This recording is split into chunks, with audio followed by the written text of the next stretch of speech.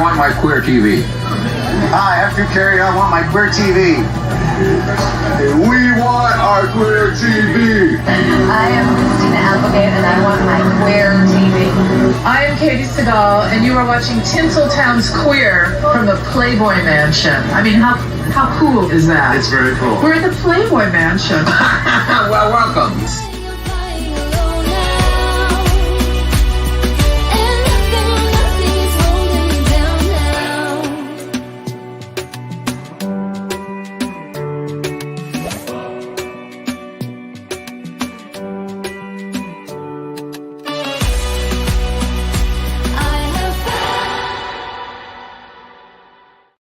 Hello and welcome to another one of my Pride Month 2023 broadcast of PromoHomo.TV. This is a special edition of the Nicholas Snow Show. In the midst of this very dark time in U.S. history, as radical right-wing haters and their followers are doing everything they can to stoke fear of the LGBTQ plus communities, in particular transgender people and drag performers, lie after lie has been told about the Los Angeles Sisters of Perpetual Indulgence, many of whom have been in the media a lot lately, and two of them will join me today in this special episode. The Sisters of Perpetual Indulgence was first manifested in San Francisco in 1979, and they're celebrating their 44th anniversary. The LA Sisters was established in 1996, and they're celebrating their 27th anniversary. Despite what you may have heard on the hateful Fox News network, this is the mission of the LA Sisters in their words. We are a worldwide order of forward-thinking nuns. We are not religious, but moral and ethical by nature. We exist to promulgate universal joy, abolish systematic guilt and hate through public manifestation and habitual perpetration. We incorporate as a 501c3 and raise funds in a grassroots manner for the underprivileged.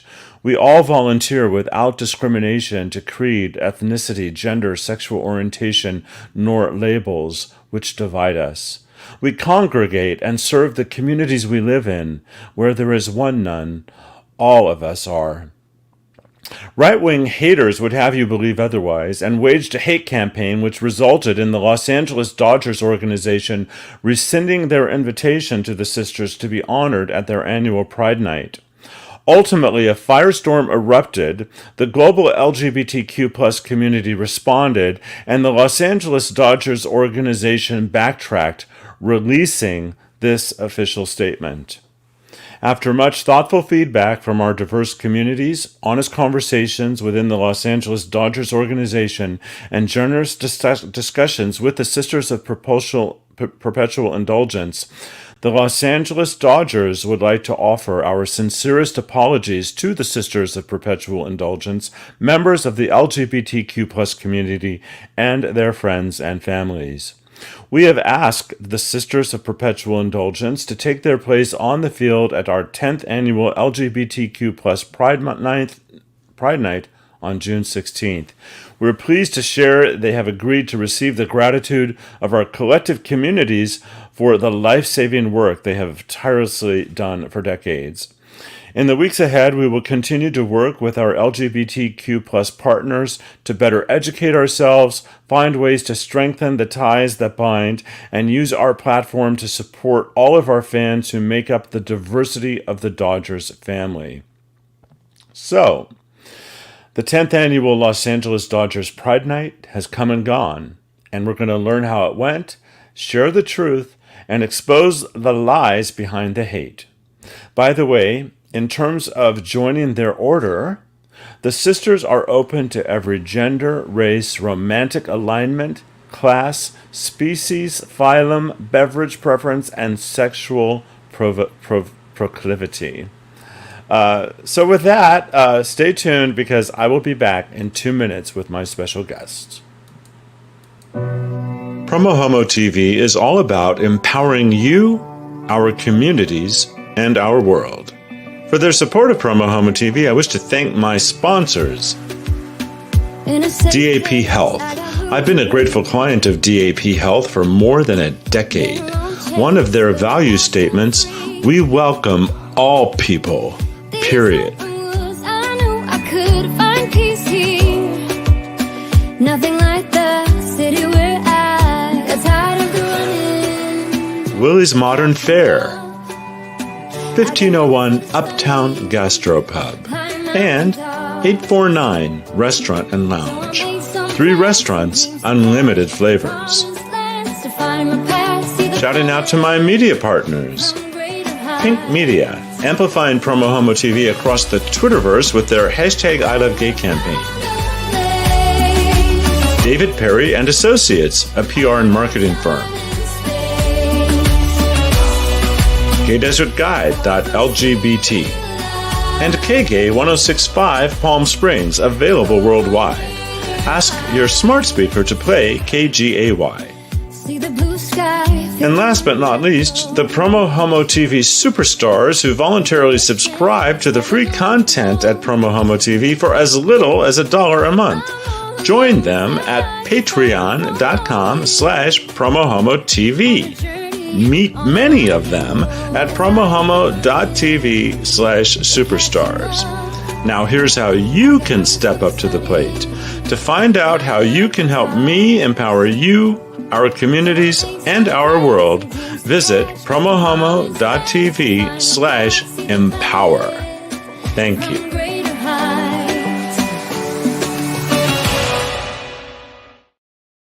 And without further delay, let me welcome to the show my 2 guests today. We have Sister McKitty Lifter and Sister Luz Clarita. Oops, that's okay. And Sister Luz, I can't see your whole name, so tell me your whole name. Can you hear me, Sister Luz? Can you hear me? That's okay. That's all right. Can you hear me, Sister Luz? I don't hear you, Sister Luz. We had a connection before. I don't think you're muted. You're not muted.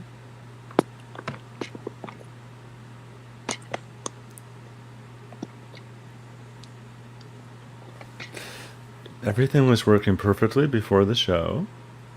It was. That's okay. So while we figure out, I just want to see if I can hear you, Luz. Can you hear me, Sister Luz? Okay, I don't think Sister Luz, you're hearing me. Are you hearing me, Sister Katie? Oh, you are hearing me. Right, I understand. So, okay, so I'm going to send a private chat to Sister Luz, asking the sister to disconnect and reconnect.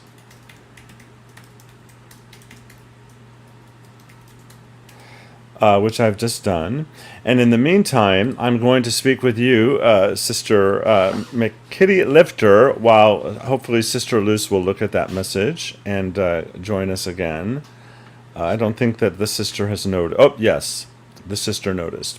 All right. So with that, is there anything you would like to add to what I shared at the opening of the show? Sure. My name is Sister Katie McKilt-Lifter. I am, my pronouns are she and her. This last month's been pretty heavy for everybody involved in regards to the invite, then the disinvite, and then the re-invite of us going to the Dodgers baseball game. The most wonderful thing that has come out of it is, of course, there was attention through the media, brought attention to our organization. It gives us a chance to speak and to enlighten people, if you will, as to what we really are about. There's a lot of untruths, if you will, that have been said over the last month or so. Some of them are very hurtful. Some of them are just from own perceptions and religious upbringings and their own thoughts. So with that said, it's a wonderful platform for us to get out there and get our message spread around the world. Thank you for that, and I'm sorry that I mispronounced your name. It's Sister Katie McKilt-Lifter, and Sister Luz, welcome. No worries. Thank you so much. Sorry, I lost the audio for a second, but here we are. Here we are, and you're definitely worth the wait in all your fabulosity. And I don't see your entire name below your face, so tell me your entire official sister name.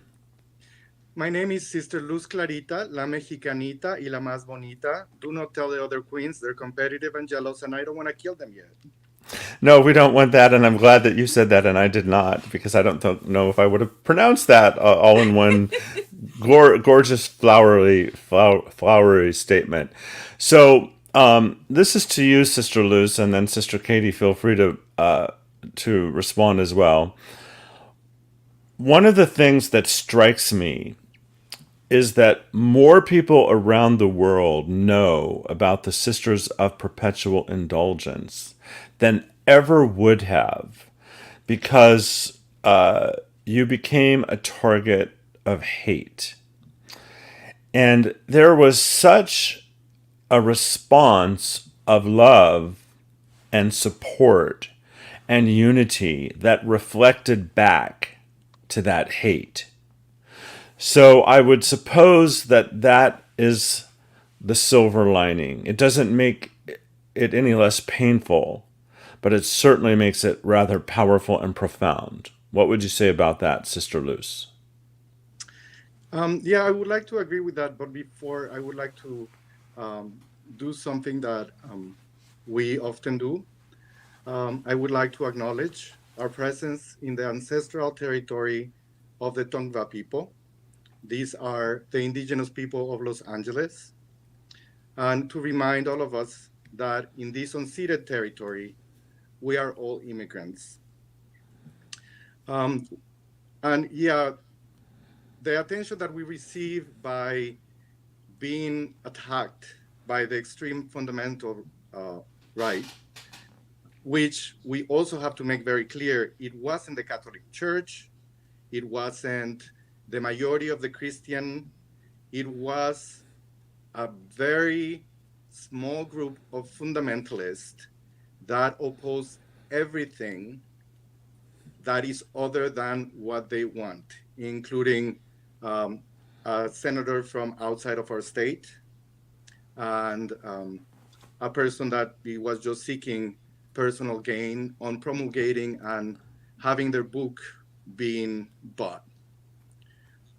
So the majority of the population reacted to this because gratefully in Los Angeles, we understand that we're a sanctuary city, such as California is a sanctuary state, and we have a great diversity. We live together, with one another, with our differences, and we make a space for those differences.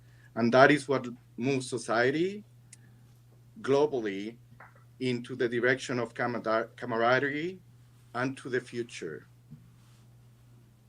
Well, that's beautifully stated. Would you like to add anything, Sister Katie?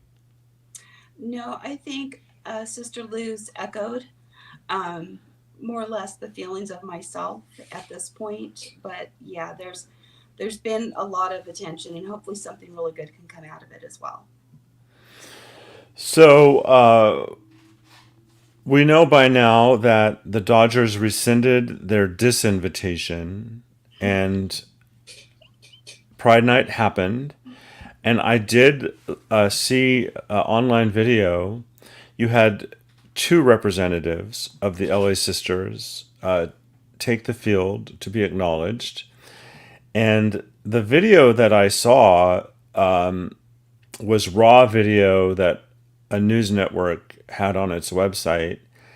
And I didn't hear any protest or booing or opposition at all, but I also noticed that the stadium seemed to be somewhat empty at that time, at least from the visual that I had. So could you tell me a little bit more about what happened there that night from people who were there, that if you weren't, and who may have relayed the story to you? I can jump in. I didn't attend the Dodger game, although we are all in close contact because of the situation, fear of safety, etc. The event that took place prior to the game for Pride Night was about an hour before the game started. So that would explain why there were empty benches. And this is one of the things that I saw on social media that really bothered me, was True, the stadium was relatively empty, but the general crowd had not really made their way in yet. So Pride Night tickets did sell out. It states such on their website. So stating that, there was a crowd that showed up. I don't believe our sisters were in any harm's way. They did everything very safe. They uh, did it in a group. They got a private transport to get in. So everything was good and very welcoming from my understanding. So there was that kind of came through, which was positive. It looked very welcoming. Now, do either of you know, is it typical for those Pride Night presentations to take place an hour early? I'll be honest, I'm not sure. I'm wondering if they did it because there was a little bit of media concerns, if you will, or people concerns, or if they were trying to put off the protesters. I'm not really sure. Sister Luce, do you have an idea? Well, so we have to acknowledge the times that we're living in right now. The week prior to the Dodgers award ceremony, there was a hearing at a school in Glendale where there was a discussion about, I believe it was June month as Pride Month. It was Pride Month, and the controversy, I believe, was around Pride flags. And there was a group of people that were Proud Boys and Nazi supporters that overtook the school. It was a really big problem. The police had to show up. The people needed to be, everyone that was inside needed to be escorted out through the back with police assistance because it became very violent. So because there was already this problem happened, there was a fear behind that there might be violence included. So the police was at the stadium, the FBI was at the stadium. And so there was a need to get the sisters in the stadium before opening hours, just to make sure that nothing would happen. But I don't know if normally anything like this happens in a regular award or in a regular day ceremony. I think this was an unique experience that came because of all those events that happened the week before. However, the protesters that showed up at Dodger Stadium were not violent. They were just voicing their opinions, which we all have the right in this country to say what we believe in and to express ourselves without endangering or attacking anyone else. It's just horrifying, the hate that is being fueled by people for their own personal gain. A lot of it is strictly about gaining political power, and I don't need to tell you, Sister Luz, because you're specifically someone that represents all kinds of intersectionalities, and throughout your life has had to confront many of these forces in a way that I, as a white man, have never had to experience. But as a collective LGBTQ community and allied community, we certainly are on the front lines again in a way that we haven't been in a long time.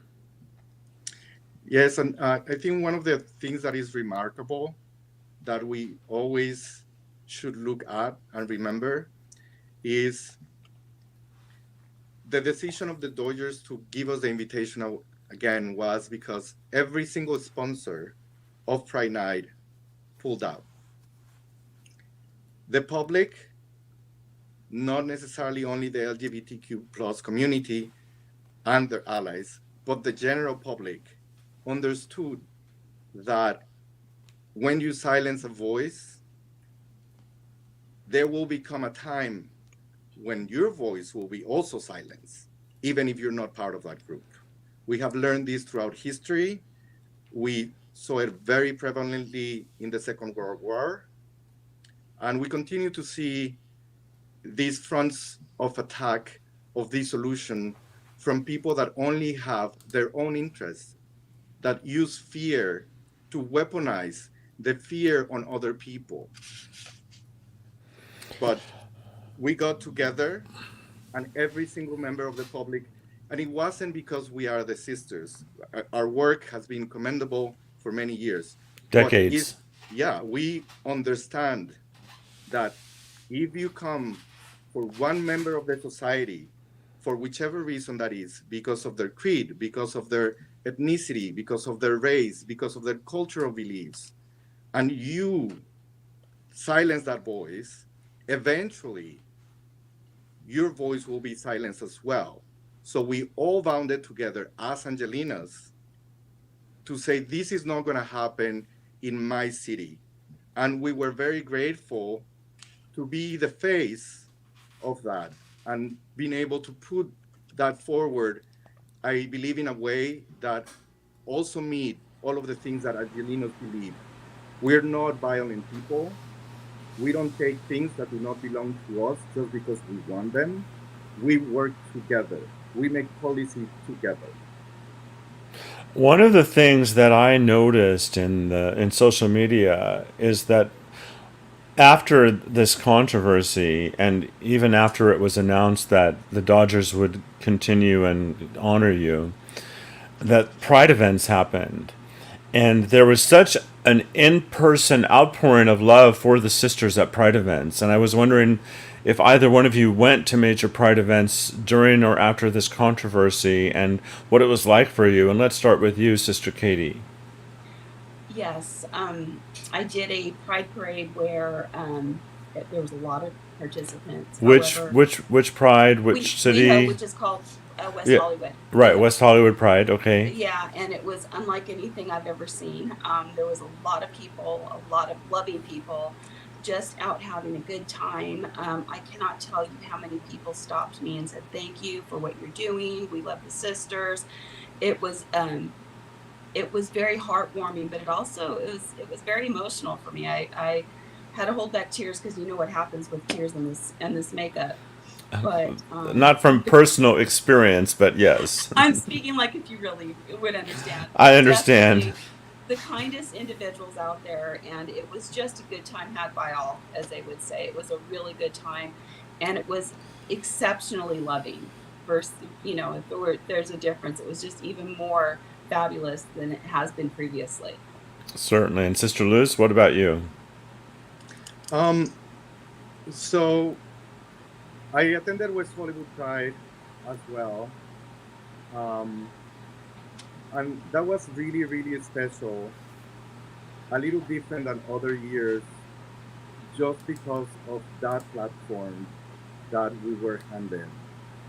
But I also believe that prior years where we have done multiple prides, we do most of the time what we do is as sisters is the West Hollywood one, because there is an ancestry, folklore, and a tradition, which is the original Pride Parade of Los Angeles. And then we do the one in Long Beach. We attend many of the other prides, either as individuals or as sisters. And every time, the support of the people has been incredible. And I believe that has to do with the stability that shows that year after year, we're always there. The great part of our organization is that we continue having new membership. We continue passing down our beliefs, and there's always a renewed energy. There's always going to be a Sister of Perpetual Indulgence around. Even if it's not going to be me and my face and the way that I do my makeup, you will see someone else that will take our place and will continue doing the work. It's also important to highlight some of the things that have been the most remarkable things that have happened from the beginning. The Sisters of Perpetual Indulgence were the first organization that created Safe Play pamphlet when we had the AIDS epidemic in San Francisco, and it was the first group of people that took upon themselves to take care of those people, alongside ACT UP and many other organizations that were fighting in different fronts. But because we are not one individual, but we're a group of people, we can work together and put our talents together for the work of our community. Another very remarkable thing that happened is Gilbert Baker is the person that created the original Pride flag. He then became a Sister of Perpetual Indulgence. So we have a past of being part of our own community and moving forward with our community, whatever the challenges are. Right now, the majority comes for drag people and transgender people, but there is always going to be a place that generates fear in someone else just because they don't understand it. And we are demeanor, it's a little clown. We make a space for everybody to express themselves however they want. And we're very unthreatening.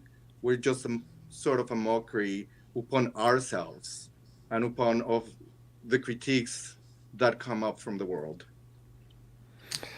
Well, I'm glad you brought up the legacy and the important work of the sisters, because I definitely wanted to get into that in the spirit of telling the truth about who the sisters really are. The sisters are a global organization, and yesterday we had a major big gay barbecue in Palm Springs. Our Pride is in November, but June 24th, 2023, June 20, yes, last night, we had this huge community event, and if I read the report correctly, just yesterday, the Palm Springs chapter of the Sisters raised $5,000 for charitable contributions. But that has happened tens of thousands of times over decades, and literally millions of dollars, tens of millions maybe, I'm not in a position to do the math, have been raised for a lot of organizations that were not, the A-list charities that everybody was running to support. With that stated, I'd love for each of you to talk about the philanthropic nature of the orders. But also, I want to start with you, Sister Katie, and then move on to you, Sister Luz. I'd love for you, Katie, to tell about how you came to know about the sisters, what drew you to them, and what being a part of the order has been like and has meant to you. Sure. Originally, I lived in Long Beach, which has a very large LGBTQ population in the area. Attending Pride Parade with my spouse and doing the parade, the Pride Festival itself. Of course, I got to see the sisters up close and personal. Wondered what they were because they looked fabulous. And my background also is professionally I'm an RN, and I cared for HIV and AIDS patients in the early years of the AIDS epidemic. So it's a means to my heart. Once I found out a little bit more about who the sisters were, what they did, their history, I found out that I had a sister 2 doors down in the building that I lived in. Did a little bit of soul searching and realized that this is something that I would like to participate in as and identified as an ally. As a heterosexual female, we're rare, not too rare, but we're rare out there. And it's part of the promoting a diverse group that we are, that we allow anybody in, as our creed states. I found that working with the sisters has opened my eyes to many things. I've learned some wonderful things about myself and about what they do. They touch lives and people where maybe other organizations aren't necessarily within the realm to do so. Often the overlooked, some of the smaller causes, local neighborhood showers for the homeless, these types of things. So these are some of the down home work that we have done over the past 4 years that I've been with the sisters. They've done a lot of work for the local community. Well, beautiful, and thank you for being an ally. Sister Luce, when did you learn about the sisters? What drew you to them? How long have you been involved, and what has it meant to you? I knew about the sisters for over a decade, and I think for me, after Prop 8 happened, I already knew that the sisters existed because I heard from other people in the community, and I have met some of them in their secular form, not dressed. But that was the first time that I decided to do volunteer work for my individual rights and for the community. For people that are unaware, I just want to say that Proposition 8 was it was voted in to make same-sex couples marriage illegal in California, and there was a huge fight against it because after Gavin Newsom had opened up the opportunity for same-sex couples to be married, so much happened, but Proposition 8 defeated that right in California, which ultimately led to the Supreme Court battles that gave us marriage equality in the U.S. So for those of you that did not know, please continue, Sister Luce. Thank you. Yeah, that's correct. And also, it had to do a lot in the way that was written because people were confused about the proposition because it said marriage equality. So when you voted yes, you were not voting for marriage equality. You were voting for the abolition of it. And if you voted no, you were voting for marriage equality. That was one of the most difficult things about that measure. And that was the thing that's when I realized how important it is to communicate with others. And specifically for me, I'm trilingual, and I was able to get that group of people that spoke Spanish and people that spoke French. And I was able to bridge that barrier that was very confusing, especially when it's not your own language. At that time, I tried to join, but one of the things that is very special about the sisters, everywhere they are, is that we are all volunteers. Everything we do comes from our own pockets. It's our own time dedicated. We don't get paid or reimbursed for gas money, for a meal, for our makeup. And every single dollar that we raise goes back in the community. The way that we form is in houses that are localized, because only when you live in your community and in your city, you know the needs. You can reach out those organizations. That is why there is a Palm Springs chapter. We also have a San Diego chapter. We have an Eureka chapter. We have the LA chapter and the San Francisco chapter, which was the first one. We are just in California. Just in California. But we have, I believe, 11 houses in the UK. We have 9 houses in Australia, 4 houses in Canada, 1 house in Ecuador, 4 in Paris, 3 in Germany, and over 40 something in the United States. And because we live in those communities, we are aware of what is the thing that is lacking in our community. And then we partner up with other charities to fund them so that they continue doing the work that is needed for our community. And I find that to be an amazing tool, because even though we're all under the same ethos, we can apply that differently upon the needs of where we are. But because we're volunteers, sometimes we can only do so much. So at that first inclusion, I wasn't unable to, I sent an email and I never got a reply. I think a couple of years later, I sent another email and I didn't get a reply. It wasn't until 2017 that I attended DragCon with one of my friends that I saw the sister booth. And I came up and I asked them directly. And one of the sisters told me, just show up at our monthly meeting at this address at this time, and we'll take it from there.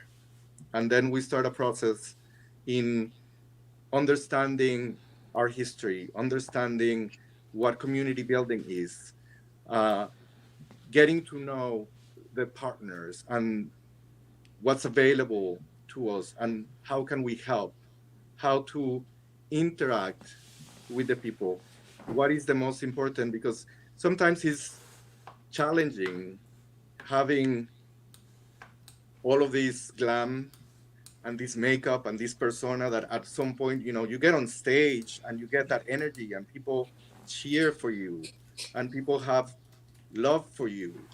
But that love is not for you, it's for what you represent. And that has to always go back to supporting your community.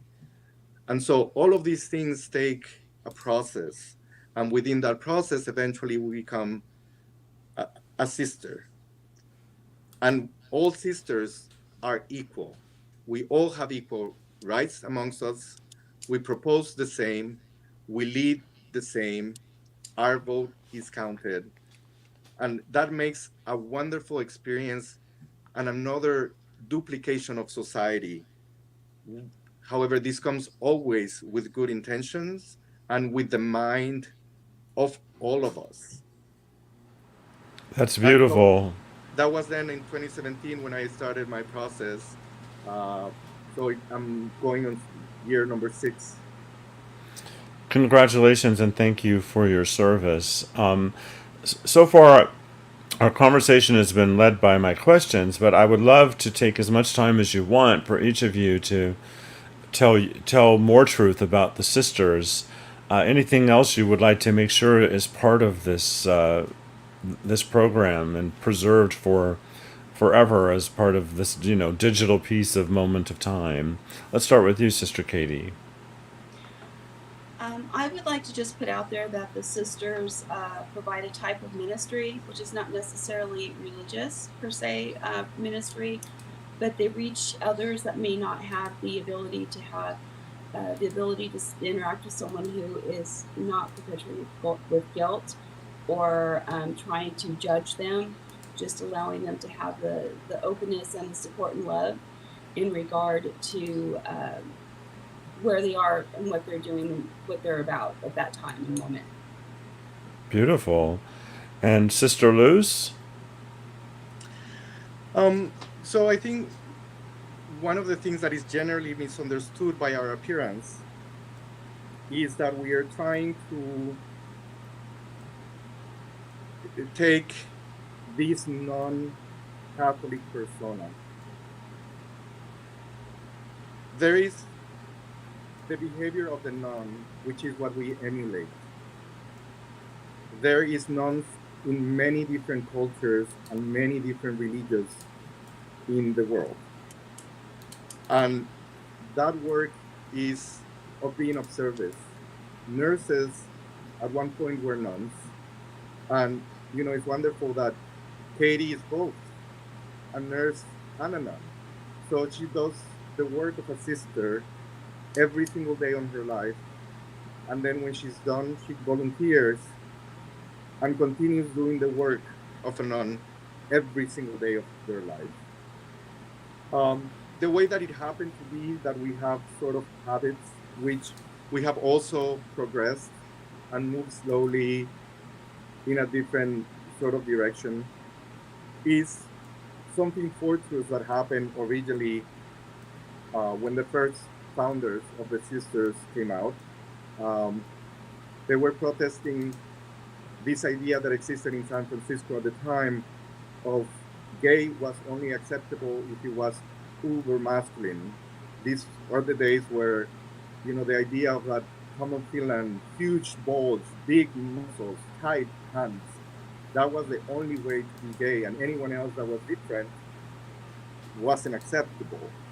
So these 4 people took it upon themselves and just put outfits that they had left over of a production that they had done that happened to be non-outfits that were donated to this actors group. And then we run with it. Our white face is because If you remember, newspapers were mostly black and white, and also magazines. There were a few that were colored. So to being able to see best the features of someone, like the eyes, the mouth, it was difficult to read with the outfit. But if you put the white, then you have a very bright contrast, and then the images look better. You were able to see the person behind it, and every single house that exists have a different coronet, a different headgear that they use.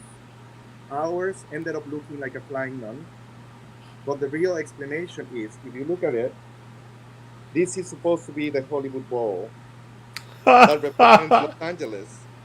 I totally see it. Yes. The Chicago Sisters have a tower that is one of their buildings. So, and the Venus Sisters, they have horns inside. It kind of reminds me of, Beach Blanket Babylon, where one of the performers would come out with a hat that had the entire San Francisco skyline on it. So, you know, we have to also understand that for someone that have never seen a Catholic nun, this will mean nothing. It is only on the psyche of the person that has that in their mind that will have the entire reference.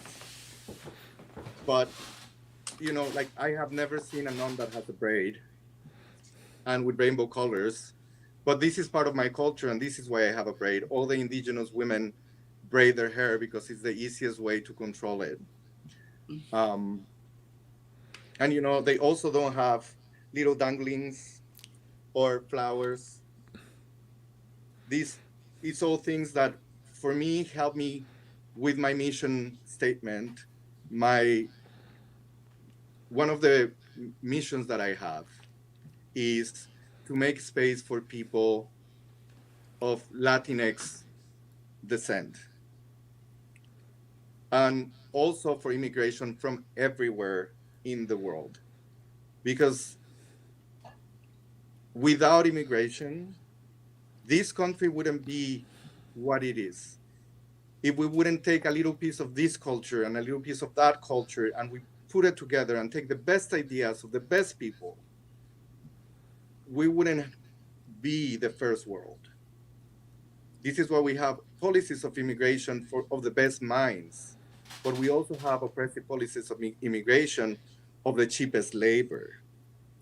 And one of our jobs as sister is to bring everyone up at the same level so that we can have the same opportunities.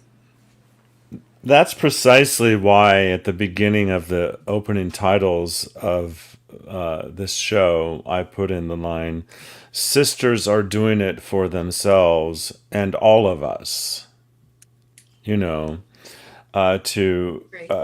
basically talk about the song that everyone knows, "Sisters are doing it for themselves." But really, the work that you have done is for all of us, for all humanity. You've been doing it for decades, and I would just like to conclude for you and my audience, and bring it back to each of you for a final remark. That when I think about the many decades in which the sisters have been doing their work, and all of the individual lives that they improved, either through direct contact or by supporting a charity, and then all the lives those people were able to touch, and all of the good that those recipients were able to touch. You've paid it forward so many times that I think you could really quantify and prove scientifically the dramatic impact that the sisters have had on the planet, and will continue to do so. So we've had this darkness pointed at you, but it ended up with the most brilliant light shining at you, which truly emanates from within you. So what would you like to say, Katie, for a final remark? I would like my final remark to be to just go ahead and love, accept, and promote joy amongst each other. The world would be a greater place. I love that. And Sister Luz? Well, I would like to also say being a sister is really hard. And it's something that never leaves you. It's day to day. We do not recruit. We never ask anyone to join us, but anyone is welcome. And if you try, and if you continue wanting to do this work, it's very rewarding. And you learn a lot about yourself, a lot about your community. But it's not for everyone. However, everyone can do something for their community. Everyone can support their neighbor or their friends in many ways by offering an ear, by teaching them something they don't know, by making a space for them.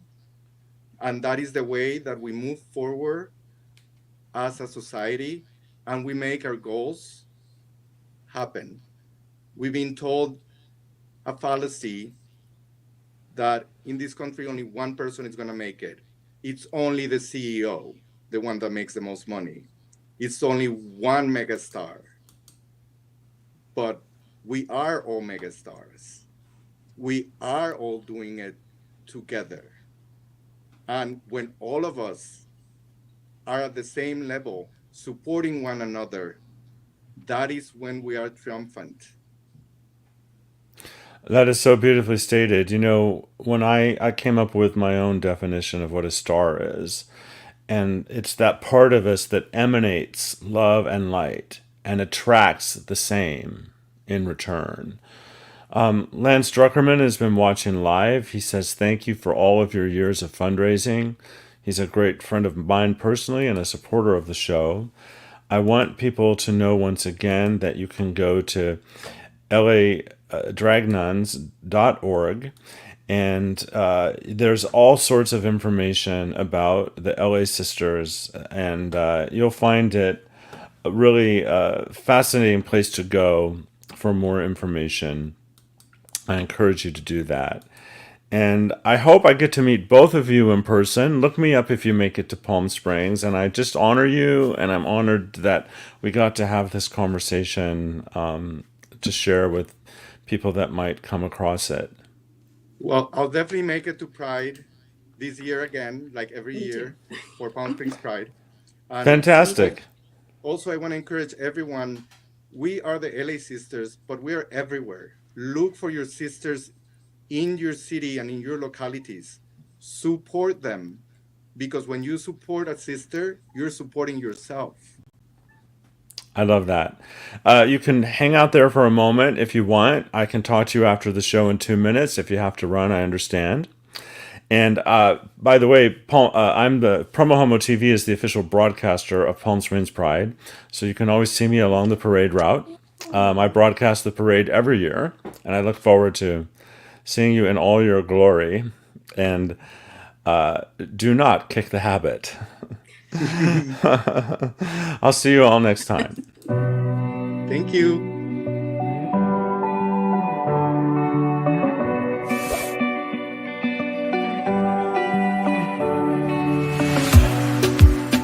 In a safe place, I got room to breathe. Been a long chase, but at last I'm free. These open woods, I knew I could find peace here. Nothing like the city where I got tired of the running, the catching up. I got hungry for the stunning high mountain tops.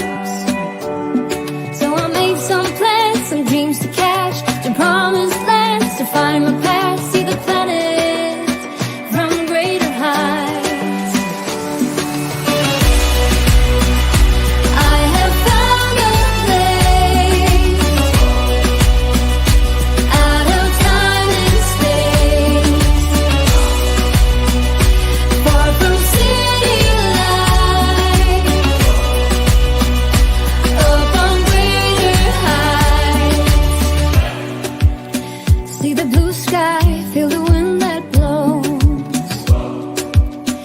like the Russian.